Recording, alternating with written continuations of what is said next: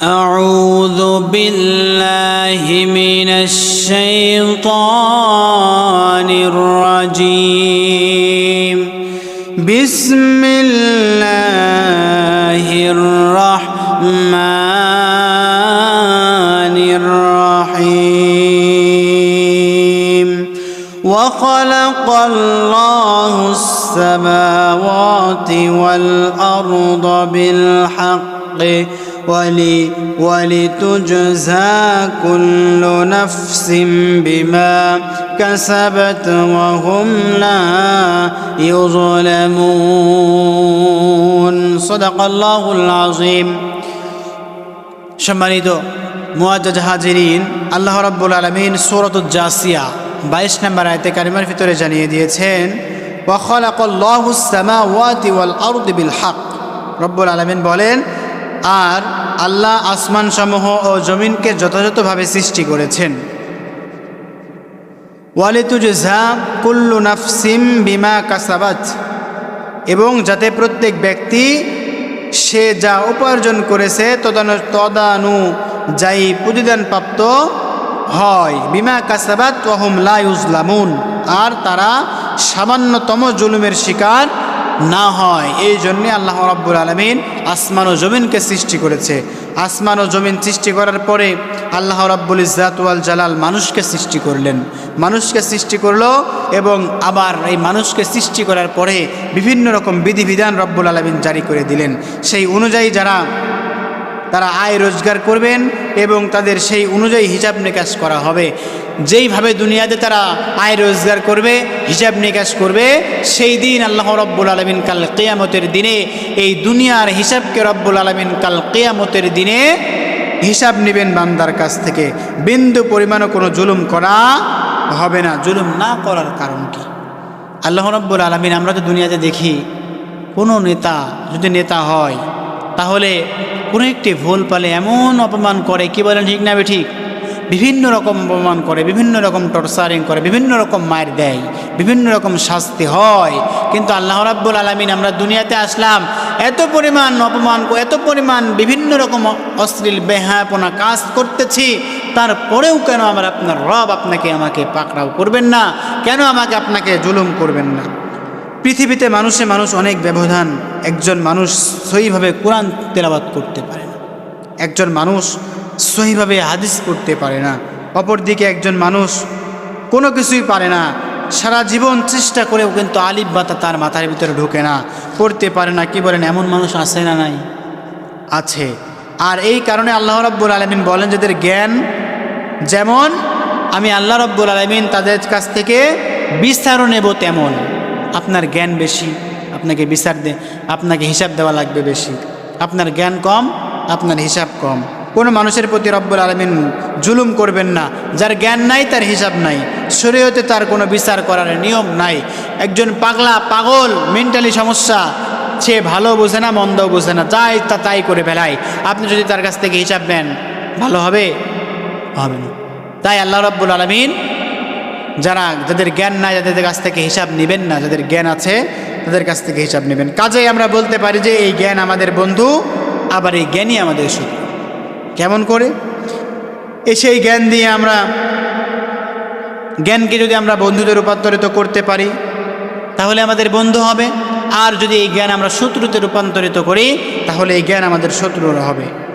কারণ আল্লাহ রাব্বুল আলামিন সুন্দর করে কুরআনুল কারীমের ভিতরে জানিয়ে দিয়েছেন, আফারাআইতা মিনাত্তাখাযা ইলাহাহু হুয়া আদাল্লাহুল্লাহু আলা ইলম ওয়া খাতামা আলা সামঈহি ওয়া কলবিহি ওয়া জাআলা আলা বাসারিহি গিশাওয়াতান ফামান ইয়াহদিহি মিন বা'দিল্লাহ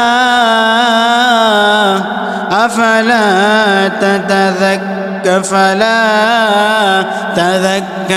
তাযাক্কারুন। পড়ে আল্লাহু আকবার।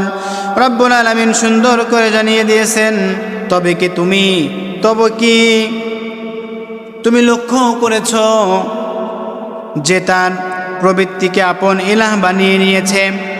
কেমন? তার কাছে জ্ঞান আসার পর আল্লাহর কাছে আল্লাহ তাকে পথভ্রষ্ট করে দিয়েছে। কেমন? এবং তার কান ও অন্তরে মোহর লাগিয়ে দিয়েছেন আর তার চোখের উপরে স্থাপন করে দিয়েছেন পর্দা। অতএব আল্লাহর পর কে আল্লাহ তাআলা তাদেরকে হেদায়েত দান করবেন না, তারা হেদায়েত পাবে না, তারপরে কি তোমরা উপদেশ গ্রহণ করবে না? দেখুন আয়াতের প্রথম অংশে আল্লাহ রাব্বুল আলামিন বলেন যে কিছু মানুষ আছে তাদের মনে যা আছে তাই করে, তাদের মনে যা ভালো লাগে ইলাহ মানবে তাকেই মানে। কিছু কিছু বাবা আছে তারা বিভিন্ন মানুষকে ইলাহ মানে, মালিক মানে, পীর মানে, বিভিন্ন রকম তারা কিন্তু কাজ করে থাকে। কিন্তু আল্লাহ রাব্বুল আলামিন এটা করতে নিষেধ করেছেন, শরীয়ত থেকে সাপোর্ট করেন না। মন বলেছে তাই যাকে ইলাহ মানবে, তারা তাদেরকে ইলাহ বানিয়ে নিয়েছে। অর্থাৎ আল্লাহ ছাড়া যেসব দেব দেবীর পূজা করা হয় এগুলো সব মনের কামনা। আবার মুশরিক যারা, তাদের স্বভাব ছিল একটা ভালো পাথর পেলেই তারা বগলের নিচে রেখে ইবাদত বান্দিগি করত, বগলের নিচে রেখে ইবাদত করত, মনে করত এটাই তাদের ইলাহ। আবার রাস্তা দিয়ে হাঁটা শুরু করেছে, হাঁটতে হাঁটতে হাঁটতে হাঁটতে যখন তারা আবার একটি তার চাইতে সুন্দর একটি পাথর পায়, বগলের কাছ থেকে সেই পাথরটা ফেলে দিয়ে তারা আবার ওই পাথরকে বগলের নিচে নিয়ে তারা আবার তাকে ইলাহ মেনে আবার তারা ইবাদত বান্দেগী করতে থাকে। আয়াতের পরের অংশে আল্লাহ রাব্বুল আলামিন সুন্দর করে জানিয়ে দিয়েছেন যে ফামাইয়াহদিহি মিন বাদিল্লাহ আফালা তাযাক্কারুন, আল্লাহর পর কে তাকে হেদায়েত করবে? আল্লাহ যদি কাউকে হেদায়েত না দেয় কোনো ব্যক্তি হেদায়েত পাবে না। তাই আল্লাহ রাব্বুল আলামিন বলে আমার পর কেউ পৃথিবীতে নাই যে হেদায়েত দিবে, কারো ক্ষমতা নেই, কারো সাধ্য নাই হেদায়েত দেওয়ার। তারপরও কি তোমরা উপদেশ, আমি আল্লাহর উপদেশ গ্রহণ করবে না? রব্বুল আলামিনের কথা। তারপরে রব্বুল আলামিন বলেন ওয়াকালু মা হিয়া ইল্লা হায়াতুনাদ দুনিয়া নামুতু ওয়া নাহইয়া ওয়া মা ইউহলিকুনা ইল্লাদ দাহর। রব্বুল আলামিন বলেন আর তারা বলে দুনিয়ার জীবনই তো আমাদের একমাত্র জীবন, দুনিয়ার জীবনই একমাত্র জীবন, আমরা মরিও বাঁচি এখানেই শেষ। আসলে কি তাই? মরবেন বাঁচবেন এখানেই শেষ? এটা নয়। রব্বুল আলামিন আমাকে আপনাকে জাহান্নামের ভিতরে দিবেন, জান্নাতের ভিতরে দিবেন, চিরস্থায়ীভাবে থাকতে হবে, আল্লাহর সামনে দাঁড়াইতে হবে। কিন্তু যারা কাফের তাদের অন্তরের ভিতরে আল্লাহ রব্বুল আলামিন মোহর লাগিয়ে দিয়েছেন বলে তারা কিন্তু সেগুলো বুঝতে পারছে না। আর এগুলো বুঝতে না পারলেই আমি আপনি ক্ষতিগ্রস্তের ভিতরে পড়ে যাব। তারপরে রব্বুল আলামিন বলেন ওয়ামা লাহুম বিযালিকা মিন ইলম ইন হুম ইল্লা ইয়াযুন্নুন। পড়ে আল্লাহু আকবার। রব্বুল আলামিন জানিয়ে দিলেন কালি কেবল আমাদেরকে ধ্বংস করে, বস্তুত এ বিষয়ে আমাদের কোনো জ্ঞান নেই, তারা শুধু ধারণাই করে থাকে। ওই সকল ব্যক্তিরা বলে থাকে কালের ভিতর থেকে আমি মরে যাই, আমার কোনো এই সম্পর্কে জ্ঞান নাই, আমি এই শুধু ধারণাই করে থাকি, এই ধারণাই তাদের ভিতরে থেকে থাকে। আল্লাহ রাব্বুল আলামিন জানালেন যারা এই যে ভাবে যে দুনিয়ার জীবনের শেষ জীবন, এই জীবনটা পার হলে আর কোনো জীবন নাই, তারা ভীষণ ক্ষতিগ্রস্তের ভিতরে আছে, অনেক ক্ষতির ভিতরে তারা আছে। তারা বুঝতে পারছে না মৃত্যুর পরে আবার একটি জিন্দেগি আছে, মৃত্যুর পরে আবার তাকে ওঠা লাগবে, আল্লাহর সামনে দাঁড়িয়ে তাকে কিন্তু আবার প্রশ্নের সম্মুখীন হওয়া লাগবে। আল্লাহ রাব্বুল আলামিন হায়াত এবং মৌত কিন্তু দিয়ে দিয়েছেন। কিসের জন্য দিয়ে দিয়েছেন? আপনাকে হায়াত এবং মৌতের মাঝখান থেকে পরীক্ষা নেওয়ার জন্য। রব্বুল আলামিন বলেন সূরাতুল মুলকের 2 নম্বর আয়াত আপনি খুলে দেখবেন الذي خلق الموت والحياة ليبلوكم أيكم أحسن عملا وهو العزيز الغفور। পড়ি আল্লাহু আকবার। রব্বুল আলামিন সুন্দর করে জানিয়ে দিয়েছেন, গোলাম শোনো শোনো, আল্লাযী খালাকাল মাউতা ওয়াল হায়াত, আমি আল্লাহ রব্বুল আলামিন, আল্লাযী খালাকাল মাউত, আমি আল্লাহ রব্বুল আলামিন তোমাদেরকে সর্বপ্রথমে মউত দিয়েছি, ওয়াল হায়াত, তারপরে হায়াত দিয়েছি, লিয়াবলুয়াকুম আইয়ুকুম আহসানু আমালা, এই হায়াত এবং মউতের মাঝখান থেকে তোমরা কতটুকু ইবাদত করতে পারছো, আমি আল্লাহর কতটুকু ইবাদত বান্দেগি করতে পারছো, এই পরীক্ষা নেওয়ার জন্য তোমাদেরকে কিন্তু দুনিয়ায় আমি আল্লাহ রব্বুল আলামিন পাঠিয়ে দিয়েছি। বলেন আল্লাহু আকবার। রব্বুল আলামিন আমাদেরকে কিন্তু হায়াত এবং মউত দিয়ে দিয়েছেন। পরীক্ষা যখন আমার আপনার শেষ হয়ে যাবে, সঙ্গে সঙ্গে কিন্তু মসজিদের মাইক এলান হয়ে যাবে, মসজিদের মাইকে এলান হয়ে যাবে, মানুষ পড়তে থাকবে ইন্না লিল্লাহি ওয়া ইন্না ইলাইহি রাজিউন। এমন করে করে যখন আমি আপনি দুনিয়া থেকে বিদায় নিয়ে চলে যাব, আমার প্রিয় ভাইরা, আল্লাহ রব্বুল আলামিন আমাকে আপনাকে মৃত্যু দিয়ে দিবেন। এই মৃত্যুই কিন্তু শেষ মৃত্যু নয়।